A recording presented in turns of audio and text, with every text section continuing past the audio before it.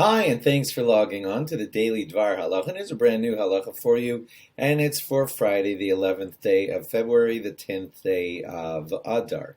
Today, we're just going to touch upon the important question as to why, whenever we make a Jewish leap year, it's always Adar that's the added month. That's all we ever do, and it's all according to a very intricate schedule, which was set up by Hillel about 2,000 years ago, and it's been perfect, and we followed it ever since. And it always says that according to a certain complicated schedule, we will occasionally add a month to the Jewish year, because the Jewish year follows the lunar calendar, and that only has about 354 or 355 days in the year. There's 365 in the solar year. And if we were not to add a month once in a while, the lunar year would fall way out of sync with the solar year, and Pesach would come out to be eventually like back in the middle of the winter, and it would move all around the calendar. Lahavdil, that's a word we use when we compare to non-holy things. In Islam, their holiday of Ramadan, for example, they also follow a lunar calendar with no leap months.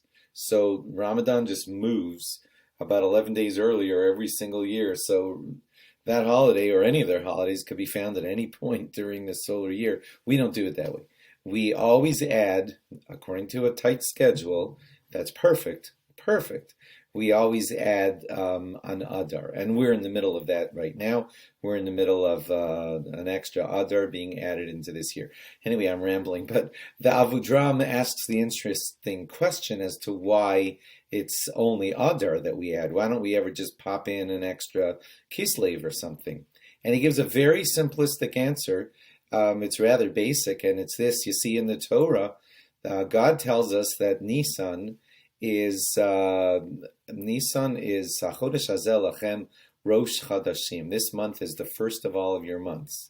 And then he calls Tishrei, what we call Tishrei, God in the Torah calls it the seventh month. And at a few junctures in Tanakh, there's mention of the 11th month and the 12th month. And so there are numbers given to all of the months. And if we were to add any other month in the course of the year, it would throw off that system by which God designates in our Torah the months. He calls Tishrei the seventh month. So if you were going to pop in any month before Tishrei, all of a sudden Rosh Hashanah would not be in the seventh month. This is what the Avudraham says, and so we have to stick to this system. And since there are numbers given to every single month of the year, the only month that we could possibly add without having all the holidays be in the wrong months is only to add one at the end. And so, hence, the 12th month, the month of Adar, is the one that we tamper with, and we have a month added, like now, to lengthen the year, and we do it.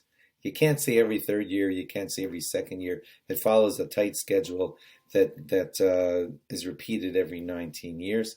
And the only month we'll ever add is Adar, because all the months were authenticated by God and their number. Like Tishrei has to be the seventh month, and that's when Rosh Hashanah and Yom Kippur are. And in the Navi, even the 10th, 11th, and 12th months are numbered and set as they're numbered.